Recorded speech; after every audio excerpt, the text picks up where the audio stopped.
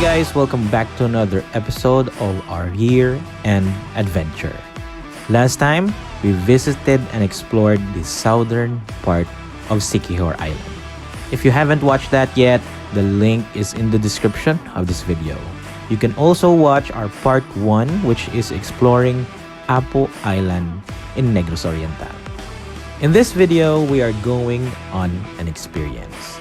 That experience is swimming with the whale sharks in Oslob Cebu. We will give you the details on how to participate in this event, the do's and don'ts, and most importantly, the real-life experience of swimming with the whale sharks. And at the same time, we will be visiting one of the oldest church in Boljon, Cebu, the Nuestra Señora de Patrocinio Church. So if you like traveling, diving, and exploring, subscribe and follow our social media accounts so you don't miss every single video that we upload.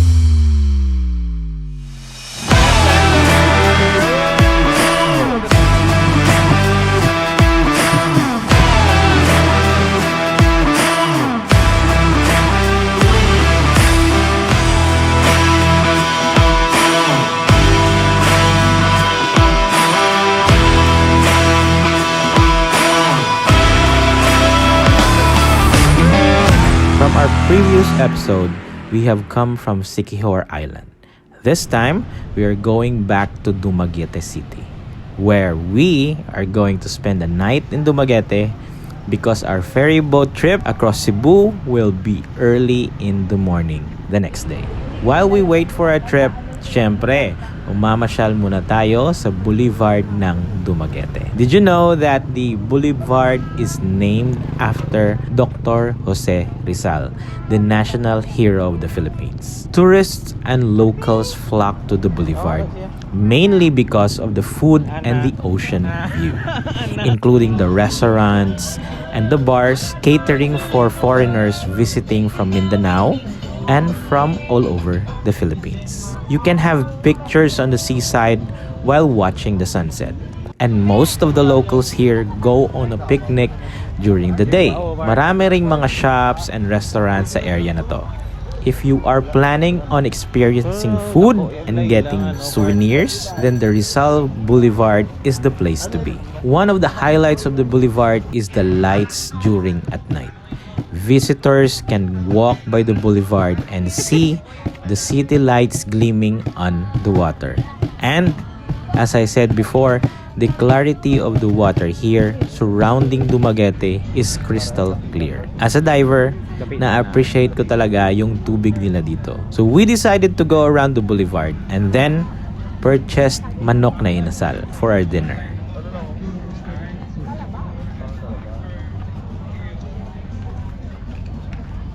We stayed in the CNL Bayview Inn, which is a hotel just near the Rizal Boulevard. We paid for around 1,500 pesos for the rooms. One thing to note is that in Dumaguete, there is a curfew for minors. So at around 10 p.m., there will be sirens from the fire stations that go off. So make sure that you ready yourself for this. As my first time to sleep in Dumaguete, nagulat talaga ako sa tunog ng mga fire stations. Akala ko kung ano na ang nangyayari. Also, Dumaguete is a motorcycle city. So if you have a very sensitive nose, expect that you will get sick if it's your first time going here.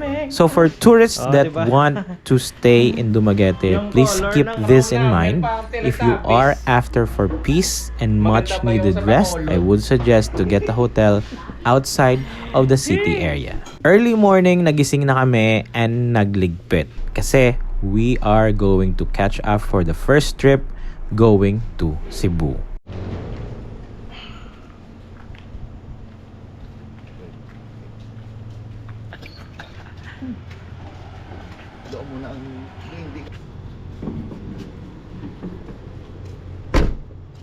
The ferry boat terminal is different from what is within Dumaguete City. We will be going to Sibulan Ferry Terminal, crossing to Liluan Ferry Terminal in Santander, Cebu.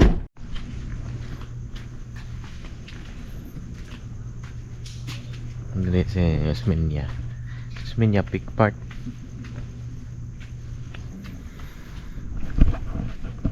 Okay guys, so ang namin. It's around 3:10 na. And kami yung pinakauna dito sa port. Okay, so 4 AM daw mag-open yung port. And then yung trip na sasakyan namin is 4:30 going to Cebu. So Cebulan Port to. Yung puntahan namin sa Cebu is Liloan Port. Okay?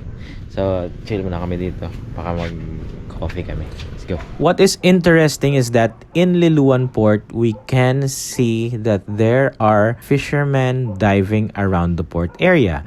Nakakainggit lang kasi gusto rin naming mag-dive. Kasi nga, ang clear ng tubig.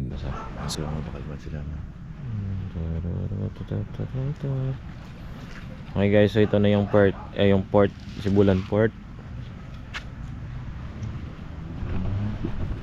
Kami yung nag-open ng port. Tulog pa yung mga taga-open ng port. So maya-maya na, nag-open na yung office nila. And nakabili na rin kami ng ticket. And it's time for us to get on the boat.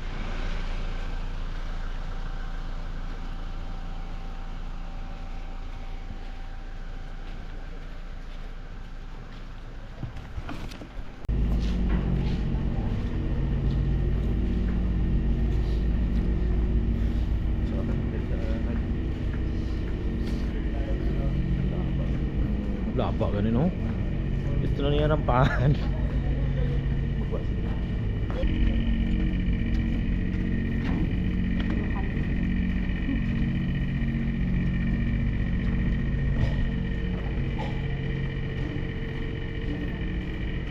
Lundulong. It's very early in the morning kaya very relaxed yung ambience. Very refreshing and chill lang yung biyahe namin. It took us around 30 minutes lang to transfer from Cebulan Port to Liloan Port of Cebu. We've finally arrived at Liloan Port. It will take us about 20 minutes to get to our destination, which is the whale watching area of Oslob Cebu. Siyempre, early in the morning, we experienced the best sunrise sa area na ito ng Cebu. Okay. Okay guys, what's up? Nandito na kami. Santander, Cebu. Ganda ng sunset. Sunset, sunrise. Santander! Woo! Ito na namin, oh. Oh my God.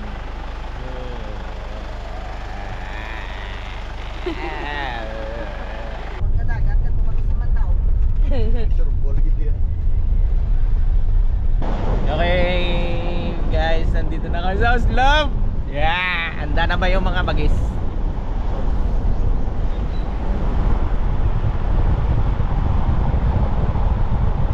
So we arrived at one of the resorts near the whale shark watching area. One thing to note is that kung ayaw niyong pumasok sa mga resort, there are parking spaces doon mismo sa whale watching area. If you don't want to contest parking spaces, then park at the nearby resorts. Mura lang naman yung entrance fee, which is 50 pesos during that time. Yung resort na kung saan kami nagpark, ang pangalan niya ay Sunrise View Resort. Bagay na bagay ang pangalan kasi ang ganda pala ng sunrise view sa resort na to. Or shall we say, sa Oslob mismo. Kasi walang harang yung view ng resort sa sunrise. Okay guys, so suit up na kami kasi nag-start na yung whale shark. Let's go! The whale watching starts very early at around 6 AM. A lot of tourists come here. And you'll be surprised on how long the line is. But do not get turned off by this because the experience is a once in a lifetime and all will be worth it. So if you are on a DIY or do it yourself, here are the details on how to register for the whale watching. First step is to line up for the registration and then payment. Mabilis lang yung pila. All you have to watch out for is yung mga sumisingit ng mga tour guides. After that, you will have to proceed to the briefing area. This is where you will be instructed on how to interact with the whale sharks, as well as discuss things that are allowed and not allowed. Once that is done, go to the desk where they will give you your number. Yung number na ito ay yung number nyo para sa bangka na magdadala sa inyo sa gitna ng dagat kung saan ang mga whale sharks. After you get a number, you can sit on the tent or at the beach and then wait for your number to be called. Don't get your hopes down because of the waiting time.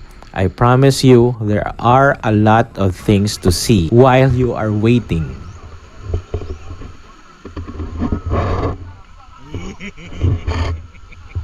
Whale watching. Sa wakas natapos na yung whale watching. Maybe if you are wondering kung pwede magpalipad ng drone dito. No, hindi pwede. You will need to get a permit from the local government so you can fly here. Other than that, pwede kang magpalipad ng drones from the nearby resorts. But make sure to distance your drone sa whale shark activity area. Another thing to keep in mind is that they tend to group people based on your company. So, if you are a group of 2 or you are going solo, there is a big chance that you will be paired with solo travelers as well. So kapag single ka, malaki din ang chance na makakamit ka ng kapwa mo single sa bangka. And also, if you don't know how to swim, nagpo-provide din sila ng life jackets so you are always safe to get in the water. Kaya, safety first. Huwag bumitaw sa bangka kung hindi ka marunong lumangoy. So we've come to the part of our close encounter with the whale sharks. The experience for us during this event is so good, it's because we know how to dive down. Not only that, we can actually swim right next to the whale sharks. Whale sharks are not actually aggressive. Syempre, for the first time, it is very scary to see them since they are very big and they seem to be all over the place. This is because that the feeders, yung nagpapakain ng mga whale sharks, ay sinasadya nila na palapitin yung mga butanding or your whale sharks sa bangka nyo so you can get a good photo of the whale sharks. They are so close that you could hear the power of their mouth from sucking in the food that is thrown to them. So doble ingat ka. Baka kasi pumasok ka sa bunganga ng whale shark. You will be surprised that a whale shark just pops up behind you. Makikita mo kami na nagtutulakan palayo sa mga whale shark. Dahil nga, yung current ng water itself is pushing you towards the whale sharks. And one thing to note is that the water in the area is super clear that time. You won't have a hard time looking for the whale sharks. You can actually see whale sharks going underneath, behind, and in front of you. The only thing to watch out is the water current. The water current here is unpredictable and very strong at times. You will have to watch out for that as it tends to carry you away from your boat. So, make sure to be careful when you're letting go of the boat. We, on the other hand, are not concerned by this because, for one, we are not dependent of hanging on the boat. We can freely move around and follow the whale sharks. I guess this is a great advantage if you know free diving. Kasi you can maximize your time underwater while watching the whale sharks. Another thing that you really need to watch out for is getting in the way of other tourists that are taking photos. So, if you are a good swimmer or a free diver, make sure to watch yourself and give consideration to others. Also, make sure that you do not hit the whale shark, especially if you have long fins like mine. You have to be always aware on where you are. You have around 30 minutes or so to spend time with these giants. And syempre, as a free diver, it is hard to resist to go down and touch the seafloor. At low tide, the depth of the water goes down to around 24 feet. We actually dive and touch the floor, pero ang dami talaga ng mga butanding. I was even caught by surprise when I dove down na may nag-cross na butanding when I was going up. That was a scary moment for me and also the most unforgettable one. Anyway, enjoy our footage of the whale shark experience. Woohoo! Tre pre.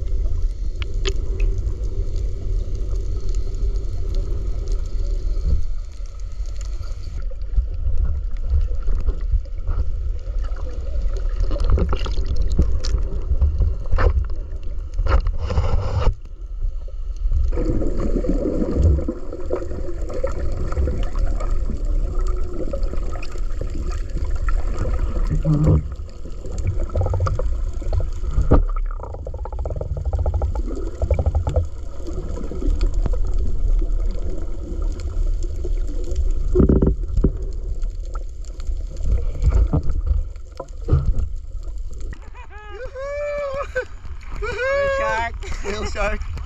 Punta na kami sa shore kasi Sige, uwi na mag-watch kami. Ayun na namin. Watch kami ng bagong whale shark.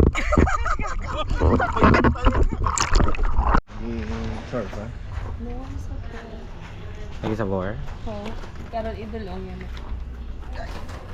Breakfast after whale shark. Yeah! Hambal ko ang So after ng breakfast, nag-ikot-ikot muna kami sa Oslob na area and we found ourselves in an old church. To be exact, it's a 400-year-old church, the Nuestra Señora de Patrocinio Church in Boljon, Cebu. This is one of the spots that you need to go whenever you are going to Oslob. The church is known for its original terracotta roof tiles, and the old walls and designs on the outside are still intact. Nagkakahawig yung disenyo ng church na to the 18th century design from the Spanish occupation.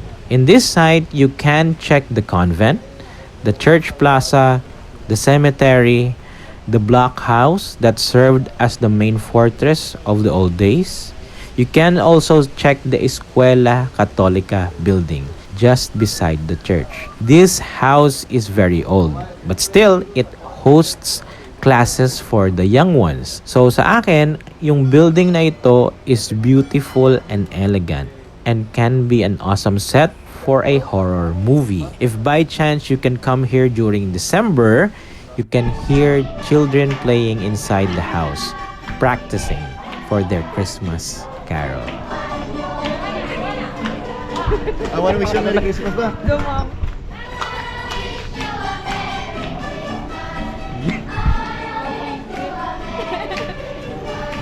This is the end of our travel video, so make sure to subscribe and click that bell icon because in our next upload, we will be traveling to Oslob Cebu and experience the massive sardines population there, as well as exploring the whole of Oslob.